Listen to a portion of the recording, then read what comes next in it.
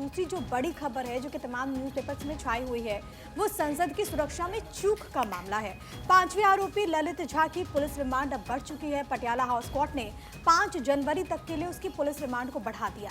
Police ने ललित की हिरासत को लेकर के दरअसल अर्जी दायर की थी। 14 दिन की हिरासत की मांग को लेकर के ये अर्जी दायर की गई थी। कुल मिलाकर अगर आप इस वक्त सिचुएशन देखें तो उसमें 4 आरोपी जिनको पहले गिरफ्तार किया गया था उनकी भी रिमांड की जो अवधि है वो 5 तारीख तक बढ़ा दी गई है।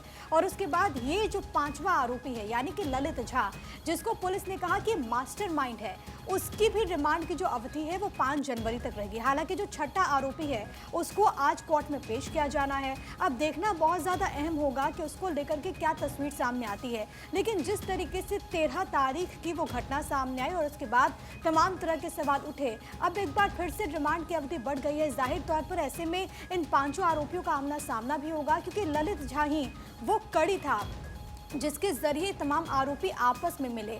और इसमें कौन कौन लोग शामिल, किसके शय पर इस बड़ी घटना को अंजाम दिया गया, कैसे इस घटना को अंजाम दिया गया, वो देखना बहुत ज़्यादा अहम होगा। और यही वो सवाल है जिसका जवाब हासिल करने में इस वक्त स्पेशल सेल की जो टीम है वो लगी हुई है। पूजा और चलिए आगे बढ़ रहे हैं। इसी खबर में एक और अपडेट जरा आपको दे दें कि संसद सुरक्षा में सेंधमारी को लेकर 6 आरोपियों का साइकोलॉजिकल टेस्ट होगा।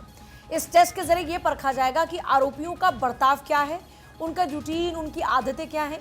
इतना ही नहीं, आरोपियों ने इस पूरे मकसद को अंजाम दिया तो क्यों दिया, इसकी क्या वजह थी, इसके पीछे का मकसद था ही क्या, आखिर ये लोग क्या सोच कर आए थे, क्या पर्पस था। साइकोलॉजिकल टेस्ट के जरिए ये पता लगाने की पूरी कोशिश की जाएगी। आप जान रहे हैं कि संसद की सुरक्षा में चूक मामला लगातार तूल पकड़े हुए है। विपक्षी पार्टियां लगातार सवाल पूछ रही है कि बताइए कैसे संसद की सुरक्षा में चूक हो गई। यहां तक इसी पूरे मामले पर हंगामे के कारण 143 से ज्यादा सांसदों का निलंबन हो चुका है विपक्ष के। इतना ही नहीं, इस पूरे मामले को लेकर जो आरोपी हैं उनकी गिरफ्तारियां हुई, उनको कोर्ट में पेश किया गया। सबसे इंपॉर्टेंट कड़ी ललित झा, जो कि इस पूरे मामले का मास्टरमाइंड माना जा रहा है, इन सभी से आमने सामने बिठाकर भी पूछताछ हो चुकी है, अलग अलग भी पूछताछ हो चुकी है। और इस बार इनका साइकोलॉजिकल टेस्ट कराया जाएगा और साइकोलॉजिकल टेस्ट के जरिए यह पता लगाने की कोशिश होगी कि आखिर इन्होंने ऐसा क्यों किया। और इसी में एक और बड़ी अपडेट ये भी है कि जो आरोपी नीलम है उसको एफआईआर कॉपी देने पर रोक, दिल्ली हाई कोर्ट ने एफआईआर की कॉपी देने पर रोक लगा दी है। पुलिस की अर्जी पर कोर्ट ने ये रोक लगाई है। 4 जनवरी को मामले में अगली सुनवाई होने वाली। इस पूरे मामले में क्योंकि लगातार आगे बढ़ रही है कार्रवाई, पुलिस की पूछताछ इसमें लगातार जारी है।